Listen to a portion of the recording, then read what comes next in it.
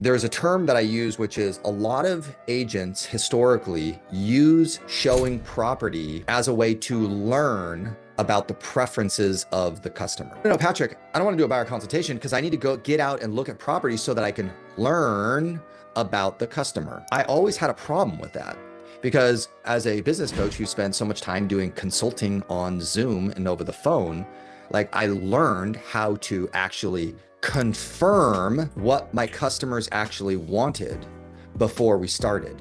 So as a business coach, as a consultant, this is just what I do. I would never be like, hey, let's go on here's a marketing piece, go do that. Let me learn whether or not you guys can actually get a marketing piece done. That would be stupid. But as a real estate industry for how many ever years, it's always been the same thing is you guys go learn by going out with the customers. And then you wonder why you hate working with buyers. You wonder why it takes forever for a buyer to make a decision because you are wasting their time and yours because you didn't master the consultation process to actually learn what they wanted. Then I was challenging Zach the last time Zach was introducing us to his buyer process where we had the buyer questionnaire, then he does the buyer consultation, which obviously awesome. And then I was like, hey, Zach, why don't you practice confirming on the consultation exactly what they would want to buy? So my request to all of you guys is stop wasting their time and yours trying to learn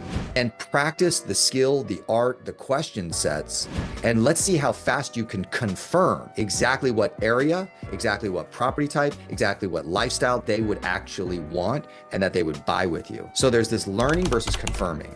And we need to shrink that time and it needs to be crammed up front. You guys need to build a better process of that. I think it's slightly disrespectful that we waste their time learning what they want while showing them property, especially if they are a relocation buyer. That's pretty disrespectful of not only your time, but theirs. Anyways, learning versus confirming.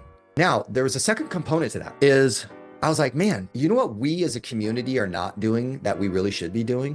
When we go to an event, what we do is we brag. My listing to sold price ratio is 104%. I'm pretty good. My listing appointment to listing contract signed is pretty awesome. I'm at 98. Now, we don't do that as much in the Tom Ferry community, but back in my dad's community, the Mike Ferry community, we would brag all the time about our ratios of success.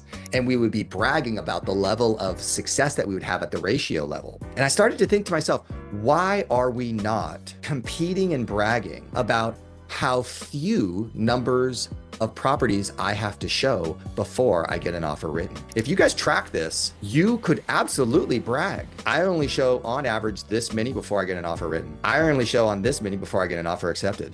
That's how good I am. To do that, you'd have to be really good at a couple things. What would it take for you to get to that level of success? I think Jason with his team, let's just start the competition. Let's create competition. I want to have brag worthiness on who can convert a buyer the fastest. But what would it take? Zach and I back in the Mike Ferry days, what we used to obsess over was the sales skills and the quality of the questions that we were asking, the quality of the objection handling we were asking.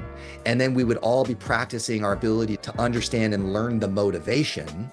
How do we get the deep motivation? I'd go 4 layers deep into their motivation and I would hypnotize them. And then I would discover that when they were 2 years old, they really wanted to live in a house like this. And then I would use that against them and then I would close the deal. It was crazy. We were obsessed with this stuff. And it was so fun because what that did is it forced all of us to get super good and to become incredibly good listeners, incredibly good communicators. We were really good at understanding the objections. We would handle those objections. And then we were just like, how efficient could we be before we would get a contract signed? Where is that on working with buyers in the industry? It doesn't exist. All I hear is complaints. Oh, the buyers suck. I hate working with buyers. Then the second thing would be is that you as a professional real estate agent, pro real estate advisor, you would have to earn a high level of respect and trust with your buyer, wouldn't you? Because when you showed them the perfect property on the first go, and you're like, I absolutely believe this is a good decision for you. That is unreal levels of respect and trust for them to move forward on the first property that you showed them. You would have to earn that with every single one of those buyers, wouldn't you? And that's not easy to do. Then the last thing to me is the biggest problem that new agents have, which is new agents don't have any confidence in areas, properties, lifestyles, price points, good versus bad quality. They have a complete lack of confidence in their actual product knowledge. But not you guys. Your product knowledge is incredibly next level. My problem is you guys don't exercise that product knowledge in a skillful way on the buyer consultation to then confirm the exact area that they would want to buy a home in and to confirm the exact price point that would actually match exactly what they wanted and to confirm the type of property that they would absolutely thank you for. You guys are not practicing your expertise, your knowledge, and your wisdom on the product and then using that to confirm with them. How many properties have you guys walked through in your career? How many neighborhoods and subdivisions have you walked through and experienced? How many comp analysis have you guys done in your career? How many open houses have you guys done in communities? Did you not learn anything about neighborhoods, communities, subdivisions, property types, price points, locations, and lifestyle qualities? Did you guys not learn anything about that stuff? Or are you just a salesperson? Zach did such a great job. He did the email, he built a process. Then inside that resource was this amazing questionnaire. And then from the questionnaire into a great consultation. Where are you at in that journey? What I want is you guys to establish brag-worthy levels of success and efficiency and quality with your buyers. Is that fair? Brag-worthy. I want to interview one of you guys on one of those stages and be like, last year, on average, 25 buyers closed. Here's the good news. They only showed on average 3 properties to convert the 25 buyers. And of the 25 buyers, they only wrote 32 offers to get the 25 accepted. That's how good they are as a real estate professional. That's brag-worthy. Hey everybody, the first appointment setting game event was a success. For those of you who've been following along the channel and learning about the tag event at the Tom Ferry headquarters in Orange County, beautiful building, his amazing facility, we hosted 40 real estate agents, 100% focused on booking appointments.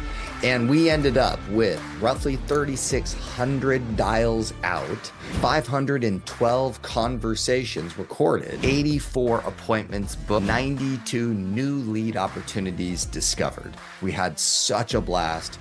I just want to make sure that everybody has a good time. If you're brand new to making cold calls, to make those first calls, generate those first leads, and get over the hump. I had Michelle, she says, hey, thank you so much for getting me back on the horse with my discipline of prospecting. And then she said, the listing appointment that I booked, they're going to go with us. I got a great text from Brandon, a picture of the listing contract signed from the appointment that he booked at the event. Here's the problem. We're just working on the logistics of the next session in the calendar. To learn more is to go down below and just get yourself signed up on the wait list. I can just give you the direct announcements of when the next event is so that you can make sure that you reserve your spot before anyone else. I'm assuming these events will sell out. There's not enough room to have a lot of people in there. If you sign up for the wait list, I will also add you into my sales conversion newsletter. This week, I'm going to be interviewing Avi Becker on his entire breakdown of the absentee owner, the scripting, the mindset, the tool, the resources, everything that he's doing. So just go down below, get signed up. I look forward to having you at that next event.